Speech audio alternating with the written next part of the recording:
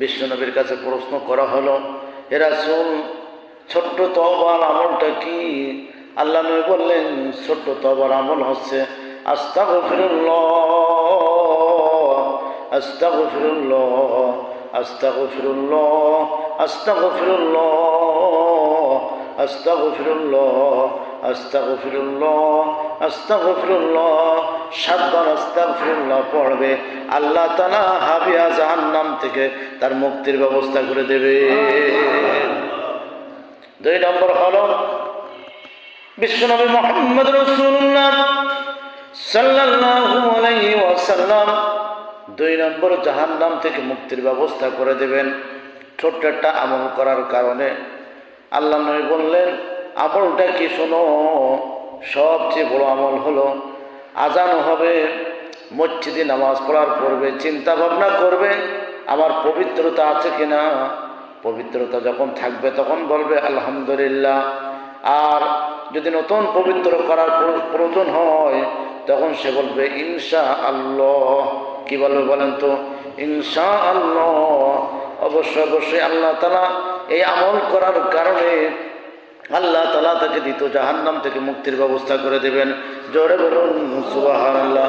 3 নম্বর আমল হলো ওয়াসারিউ ইলা মাগফিরাতিন মির রাব্বিকুম ওয়া জান্নাতিন আরদুহাস সামাওয়াতু ওয়াল আরদ উইদ্দাত লিল মুত্তাকিন আল্লাযীনা ইউনফিকুনা ফিস সাররাই ওয়াদ দাররাই ওয়াল কাযিমিনাল গায়জ ওয়াল আফিনা আনিন নাস ওয়াল্লাহু ইউহিব্বুল মুহসিনিন। আল্লাহ তাআলা বলেন, পৃথিবীর মানুষ, আমি আল্লাহ তাআলা 3 নম্বর জাহান্নাম থেকে মুক্ত করে আমি আল্লাহ তাআলা এমন একটি জায়গায় তোমাকে অবস্থান করব যে জায়গাটার নাম হচ্ছে ফাদখুলু ফিহা আবওয়াবা জান্নাত। ফাদখুলু ফিহা আবওয়াবা জান্নাত। আমি আল্লাহ তাআলা 3 নম্বর আমল করার কারণে 3টি জাহান্নাম থেকে মুক্তির ব্যবস্থা করে ওখান থেকে আরো কি দিয়ে আমি আল্লাহ তাআলা জান্নাতের দরজায় বসবাস করার ব্যবস্থা করে দেব। একবার জোরে বলা যাবে কি সুবহানাল্লাহ? এই আমলটার নাম কি? ওয়ালাকিন্নাল্লাহা হুনা তাকওয়া, ওয়ালাকিন্নাল্লাহা হুনা তাকওয়া। অন্তরের ভিতরে তাকওয়ার ফসল তৈরি করা, অন্তরের ভিতরে আল্লাহর ভয় তৈরি করা। অন্তরে যার ভিতরে আল্লাহর ভয় আছে ওই লোকটা কোনোদিন জাহান্নামে যাবে না, ওই লোকটা আল্লাহর জান্নাতি। একবার জোরে বলা যাবে কি সুবহানাল্লাহ? 4 নম্বর আছে ইহসান। ইহসান মানে হচ্ছে মানুষকে ক্ষমা করে দেওয়ার নাম হচ্ছে ইহসান। ইহসান মানে কি? ক্ষমা করে দেওয়া। আমার দেশের মৌলবীরা ব্যাখ্যা করে ইহসান মানে হচ্ছে দয়া করা। না না, ইহসান মানে হচ্ছে ক্ষমা করা। যে ব্যক্তি ক্ষমা করতে পারে ওই লোকটা সবচেয়ে উত্তম। যে লোকটা মাফ করতে পারে ওই লোকটা সবচেয়ে সেরা। যে লোকটা অন্যায় অপরাধকে দেখে অপরাধকে নিজের কাছে মনে হলে তাকে জড়াই ধরে আদর করে তাকে শাসন করতে পারে, আবার ক্ষমা করতে পারে, ওই লোকটাকে আল্লাহ তাআলা মাফ করে জান্নাতে পৌঁছায় দেবেন। জোরে বলুন সুবহানাল্লাহ। ইন্নামাল মুমিনুনা আল্লাযীনা ইযা যুকিরাল্লাহ ওয়াজিলাত কুলুবুহুম ওয়া ইযা তুলিয়াত আলাইহিম আয়াতুহু যাদাতুহুম ঈমানাও ওয়া আলা রাব্বিহিম ইয়াতাওয়াক্কালুন। আল্লাহ তাআলা পৃথিবীর মানুষদেরকে ডাক দিয়ে বলছে, রে পৃথিবীর মানুষ, ভরসা করবা দুনিয়ার কোন মানুষের উপরে নয়, ভরসা করবা কার উপরে? ধরে বলুন কার উপরে? আল্লাহ তাআলা বলেন, ইন্নামাল মুমিনুনা আল্লাযীনা, নিশ্চয়ই যারা মুমিন, যারা ঈমানদার, তাদের ভিতরে গুণ হলো ইযা যুকিরাল্লাহ, আল্লাহর দিন সম্পর্কে যখন আলোচনা করা হয়, জিন্দেগির গুনাহ মাফ সমূহের আলোচনা করা হয়, ইসলামী জীবন ব্যবস্থা কায়েমের জন্য যখন আলোচনা করা হয়, ইযা যুকিরাল্লাহ, তার মনটা তখন স্মরণ করে। ওয়াজিলাত কুলুবুহুম, অন্তরটা বরফ হয়ে যায়। সুবহানাল্লাহ। অন্তরটা বরফ হয়ে যায়। ওয়া ইযা তুলিয়াত আলাইহিম আয়াতুহু যাদাতুহুম ঈমানা, আর যখন মানুষের সামনে কোরআন তেলাওয়াত করা হয়, আল্লাহ তাআলার নির্দেশনা পেশ করা হয়, আসমান জমিন আল্লাহ তাআলা কিভাবে তৈরি করেছেন, রব্বুল আলামিন সাগর মহাসাগর কিভাবে তৈরি করেছেন। একই মায়ের গর্ভে কখনো ছেলে, আবার কখনো মেয়ে, আবার কখনো হিজড়া, আবার একই মায়ের গর্ভে কোনো সন্তান হয় না।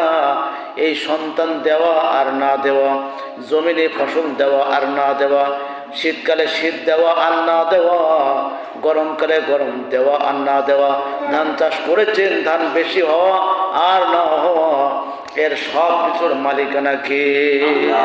তাই তো আল্লাহ তাআলা বলছেন ওয়া আলাল্লাহি ফালাতাওয়াক্কালিল মুমিনুন, ধান আমি বেশি দিলেও আমি আল্লাহ তোমার উপরে ভরসা করেছি, কম দিলেও আল্লাহ আমি তোমার উপরে ভরসা করেছি, বিপদ দিলেও আল্লাহ তোমার উপরে ভরসা করেছি।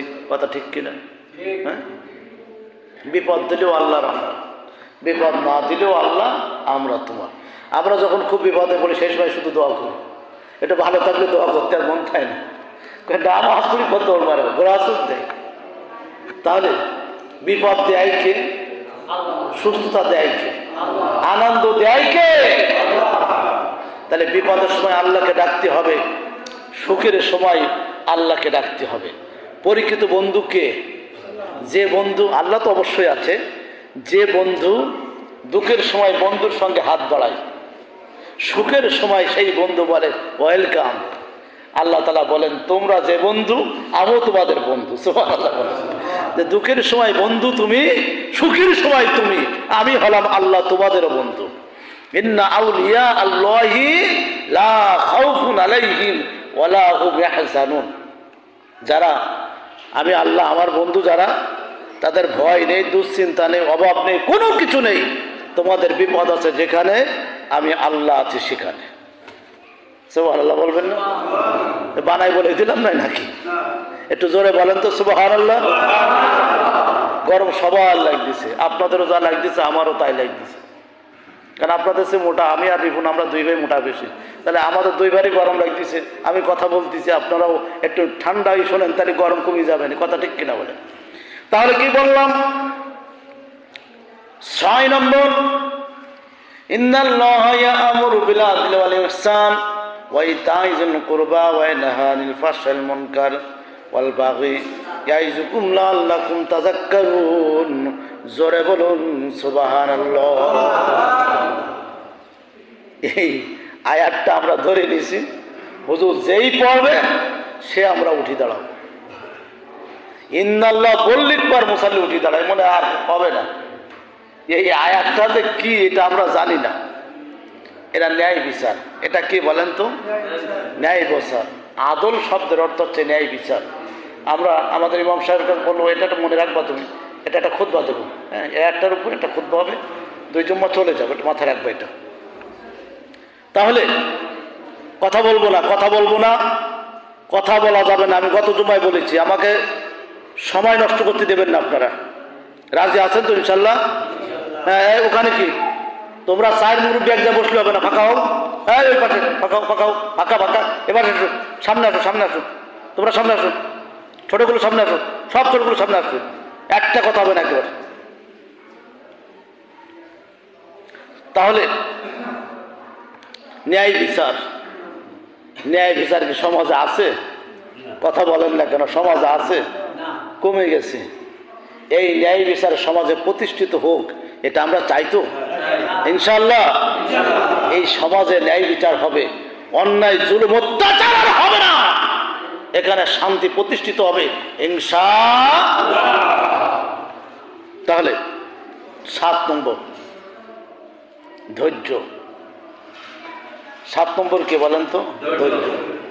ইন্নাল্লাহা মা'আস সাবিরিন। আল্লাহ তাআলা